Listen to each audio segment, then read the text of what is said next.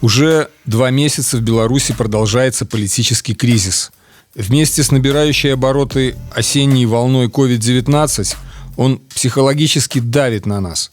Как в это непростое время помочь себе и близким? Как справиться со стрессом и не окунуться в психоз? Свои рекомендации дает психолог, руководитель тренингового центра «Квадратный апельсин» Василий Пронь. Конечно же, психоз наблюдается, особенно в Белоруссии, потому что у нас же коронавирус и психоз, который начался у нас ранней весной, он добавился здесь психозом в контексте кризиса политического. У людей опускаются руки. То есть, как дела? Как бизнес идет?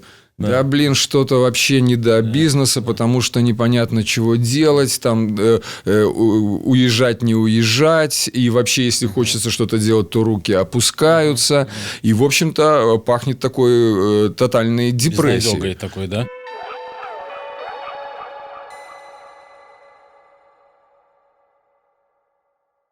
Люди, у вас нормальная реакция на ненормальные обстоятельства.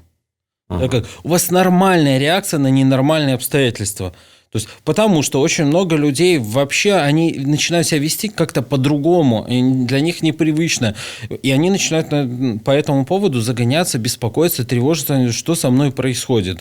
Вот я обычно нормально ложусь спать, а сейчас не могу заснуть. Или наоборот, мне хватает 6 часов выспаться, а тут я на 12 часов отрубаюсь и все равно не выспавшийся какой-то. И масса разных таких реакций. Так вот, это нормальная реакция на ненормальные обстоятельства. Важно понимать, что внешняя среда выдает нам совершенно другую картину мира, к которой наша психика привыкла. Да? Одно событие, длящееся до сих пор, не закончившееся. Второе событие, которое точно так же длится, не закончилось. Мы не знаем, чем оно закончится. Это не просто землетрясение, которое прошло, там все развалилось, но зато понятно, что оно прекратилось. Хотя там тоже, конечно, могут быть повторные толчки и так далее. То есть это вообще-то процессы не закончены. Они длятся, и возможно прогнозировать все, что угодно. Моя картина мира начинает рушиться. Да, у меня начинает теряться базовое доверие миру. Почему он начинает теряться? Во-первых, непредсказуемо, я не могу прогнозировать, а наш мозг, он все время пытается прогнозировать, что будет завтра, послезавтра и так далее, для того, чтобы упростить нам таким образом жизнь. Да он выполняет свою функцию таким образом.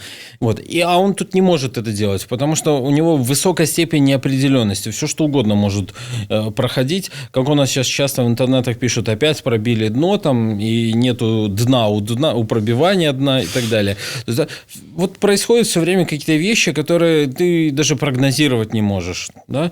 И мозгу нужно вернуть себе контроль. Нужно понимать, опять же, что может быть гипотетически завтра будет, как к этому подготовиться, что с этим делать. Ему нужно восстановить некоторое доверие к картине мира, то есть, чтобы были точки опоры, на что можно опереться.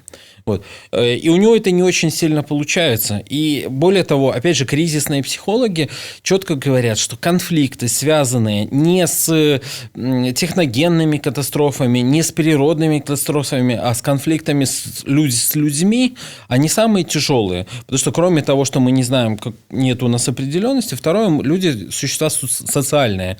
А в таких конфликтах непонятно, на кого я могу опереться в социуме. Если природная катастрофа произошла, мы можем, как люди, скооперироваться, собраться, потушить пожар, спастись от наводнения, да, как восстановить дома после землетрясения. Мы вроде бы как все вместе против чего-то другой силы какой-то. А тут между нами происходит конфликт, между людьми. А особенно, когда сложно разделить это по национальному признаку, государственному, когда внутри все происходит. Ты не знаешь, вчера вы вместе пили кофе и дружили, разговаривали, а сегодня... Не приходи на мою автомойку, например, мойся из лужи. Да. Может быть и так. И это в 2 раза тяжелее, как минимум. То есть, человеку, потому что он не знает, на что опереться. Точки опоры еще в людях теряются. Они потерялись, потому что события непредсказуемы, а еще и на людей я не очень уверен, на кого и как могу опереться. Тогда что? про защитные, опять же, стратегии. Мозг начинает выстраивать, использовать какие-то привычные для него защитные стратегии. Их целый там ассортимент может быть разнообразных. Кому-то привычны одни, кому-то другие. И вот одни из защитных стратегий — это впадать в такую апатию, там, да, во внутреннюю миграцию. Вдруг стало интересно пересмотреть сериал там «Рабыня Изаура», например, там, да, или прочитать книжку «Война и мир» Толстого. Там, вот резко прям супер необходимо стало. То есть, да, как, вот. Это пример такой внутренней миграции, ухода тоже. Ага. А вот другой пример — это когда мозг говорит: слушай, надо найти, что нам, к чему приложить себя, что-то делать, нужно активно участвовать, тогда я буду чувствовать, что я на что-то могу повлиять. То есть, да, и тогда мозгу, это я очень так условно говорю, психике, на самом деле, не то, что там мозг — это все-таки другое понятие, психики, как бы вроде как спокойнее становится, потому что я в чем-то участвую, я что-то меняю, я на что-то влияю, да, и тогда, значит, я вроде как не беспомощный. А вот это состояние переживания своей беспомощности, бессилия, оно очень тяжелое. Это одно из самых тяжелых состояний для человека. И вот тоже такая тенденция, которую замечаем, значит, это вот эти качели, там, похожие на биполярное расстройство. То есть, когда в день резко меняется эмоциональный фон, да, эмоциональное состояние. Да. То есть, то хочется плакать от радости, то от того же бессилия. Значит, это тоже какая-то характеристика там, ну, сегодняшнего дня такая. Да, так это про то же самое. Это тоже, вот, это тоже защитные стратегии, но уже такие эмоциональные. Как они работают? Они работают за счет того, что вот это внутреннее напряжение связано с тем, что мне нужно как-то переваривать эту неопределенность, мне нужно спускать пары. Да? И я эти пары спускаю каким-то образом. Кто-то через агрессию, кто-то через слезы, да, я про эмоционально сейчас говорю. И если человек может в этом состоянии, особенно это касается людей, кто пострадал как-то непосредственно, плакать, это вообще-то хорошо. То есть, и не надо это себе давить, и очень хорошо, что человек может выплакиваться. Чем больше, это биологический механизм, который позволяет ему не копить в себе вот это напряжение. Хуже, если он это себе запрещает делать, он такой натягивает улыбочку на лицо, бежит на работу, там, никому ничего не рассказывает, у него все прекрасно, а внутри у него там вообще жесть может происходить. Да? Вот это на самом деле гораздо опаснее и тяжелее для человека. Поэтому, то есть, вот я там работал с 2 там людьми, кто пострадал. Прямо тоже, как говорю, вот как человек начал плакать, я говорю, это прекрасно. То есть, только что, обеспечить 2 условия. Достаточное время, чтобы тебе не надо было лететь через 5 минут куда-то, и безопасность, чтобы тебе было комфортно плакать. Не на людях, там, не еще как-то. Да? И легализуй этот процесс. То есть, а вот людей пугает, когда там происходит это спонтанно, там, да, раптоно, там, вот внезапно на него вдруг накатило, и он плачет. Вот это тревожно, потому что он, например, на работе или на улице, или за рулем, а тут у него накатили слезы или накатило там приступ злости. Вот это тревожно, потому что контроль теряется тогда. Что я с этим буду делать, как другие меня увидят, как посмотрят. Тогда вот тут лучше делать это управляемым. Каким образом? Легализовать эти состояния для самого себя, выделить для этого прям время в течение своего дня. Пойду-ка поплачу. Пойду-ка поплачу. Вот у меня сегодня с 7 вечера до 9 там плач.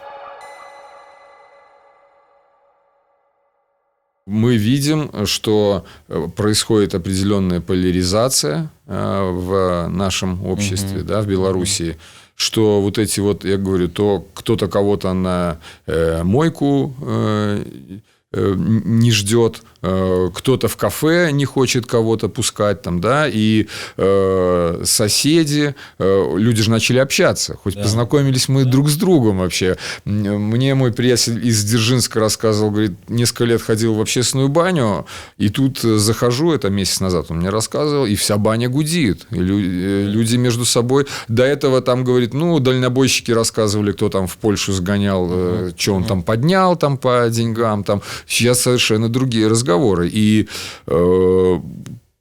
конфликт, он только нарастает, поляризируется, скажем так. И, ну, и поэтому вопрос тебе, а как нам этого избежать? Или это неминуемо? Столкновение? Ну, вот смотри, мне, конечно, тяжело говорить про такие Мы чисто с психологического точки зрения. среза, да. Вот я сейчас на уровень пониже там прям опущусь, на уровень там людей, на уровень таких небольших команд. Да, психология, в первую очередь, вот такие процессы низовые изучает. Я не говорю сейчас про социальную психологию, которая там может изучать и толпу, и поведение толпы, и процессы такие очень масштабные. Так вот, вот в такой индивидуальной психологии и в психологии, связанной с малыми группами, есть такая штука, которая звучит примерно так, что конфликт вообще-то это хорошо. Так. Потому что развитие без конфликта не происходит. Так. Конфликт обнажает некоторые противоречия, и дальше возникает некоторый вызов. Это противоречие разрешить, и тогда идет развитие, либо его не разрешить, и тогда идет деградация. Поэтому конфликтные точки, они на самом деле могут вести к развитию. Они, конечно, могут вести к деградации.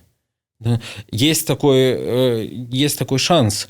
Но откладывание вот этих конфликтов обычно, когда люди боятся, что вот наступит конфликт, когда вот, не дай бог, там будут несогласные, надо молчать, надо терпеть, оно усугубляет ситуацию, оно ведет к тому, что накапливается. Усугубляли десятилетиями мы ситуацию. Да. И вот в этом плане психология говорит так, что обычно лучше конфликт достать, да? Как можно раньше, то есть начинать, тогда больше шансов, что он будет конструктивным. Так. Что выход из этого конфликта будет не таким дорогим по цене, осознанным, не таким дорогим по расходу ресурсов у него, больше осознанным.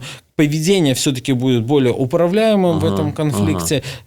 Стороны могут друг друга лучше слышать, и больше шансов, что он выйдет в развитие, а не в деградацию. Ну, исходя из того, что ты сказал, получается, что нам не нужно прятать эти противоречия, а нам нужно побыстрее начинать диалог. Вот поэтому про что ты говоришь, там, про бурление в бане, там, да, как про то, что соседи познакомились, я вообще считаю, что это очень круто. То есть это вот эти события, которые все происходят, они капитально ускорили процесс вот этой коммуникации, которая дает шанс, возможность все-таки как-то прояснять ситуацию, выстраивать снизу, начиная с базовых вещей, да, с того, что у нас во дворе происходит, там, не знаю, в микрорайоне, в маленьком городе, в селе, там, в бане, опять же.